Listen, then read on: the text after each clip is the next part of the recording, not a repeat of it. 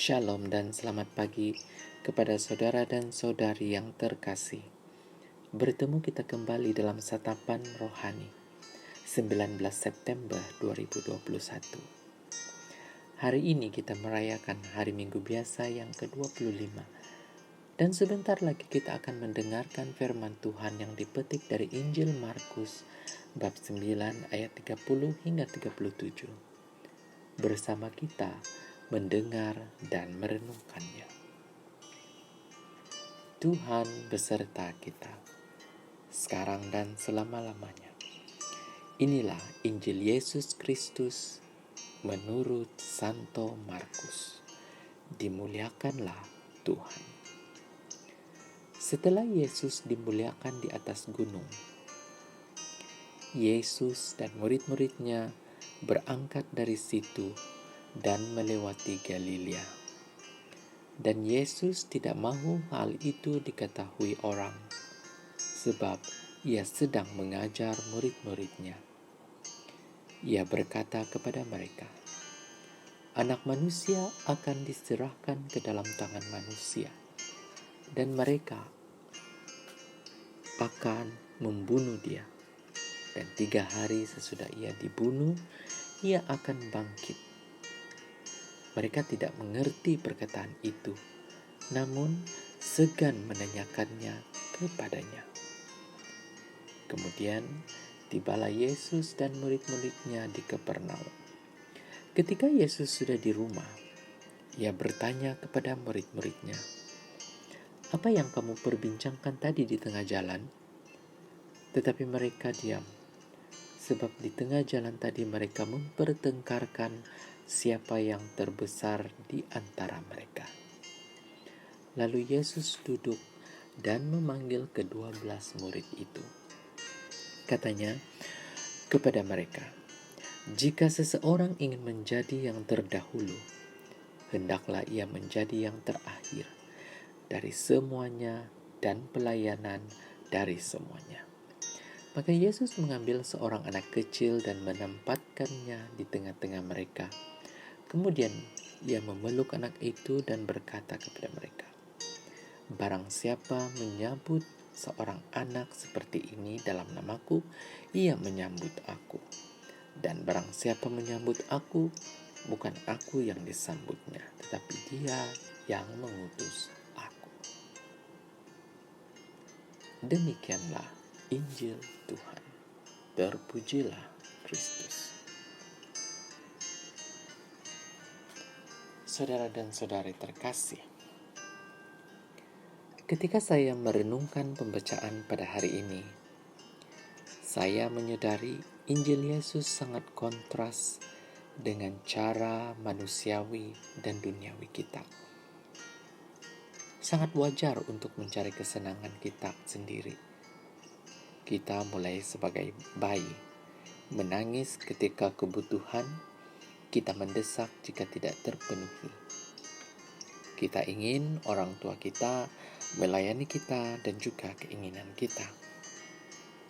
Dan ada segelintir orang yang terbawa akan keegoan ini ke dalam kehidupan dewasa, didorong oleh iklan yang terus-menerus mempengaruhi kita.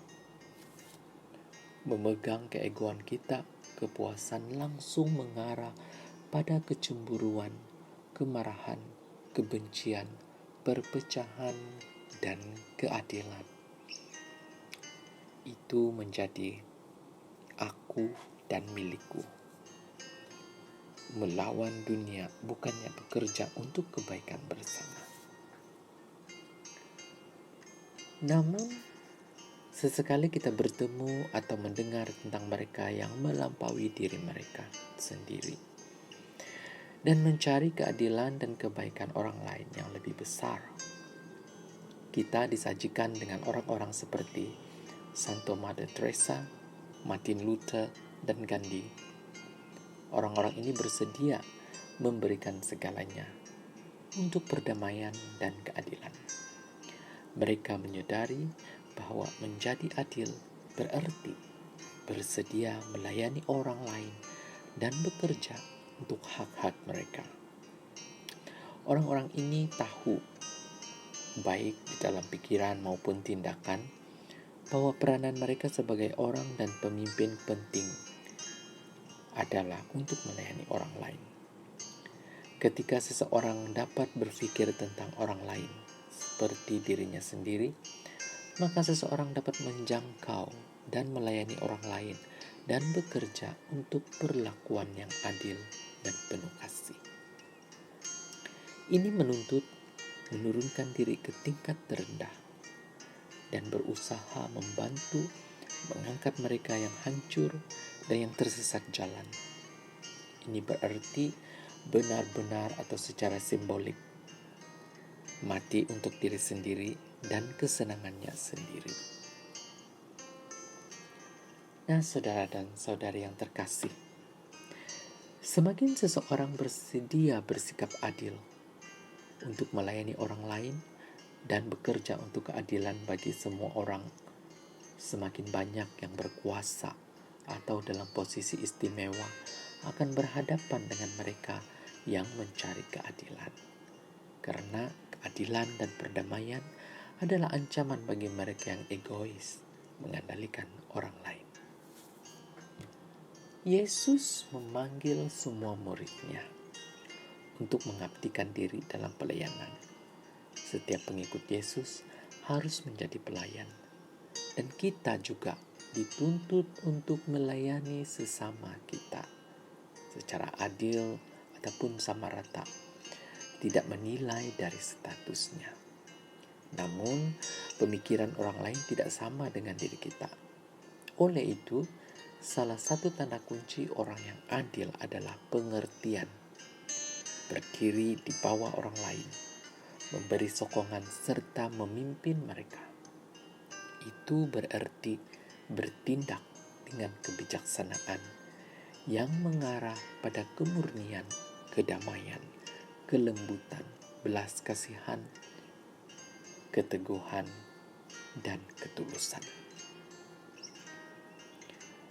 Nah, saudara dan saudari, jika kita berusaha menjadi murid Yesus yang sejati, kita harus belajar dari Dia. Kita harus rela merendahkan diri dan melayani orang lain, berusaha bekerja untuk perlakuan yang adil terhadap orang lain, dan mengangkat anawim dimanapun kita berada. Semoga Tuhan memberkati kita. Amin.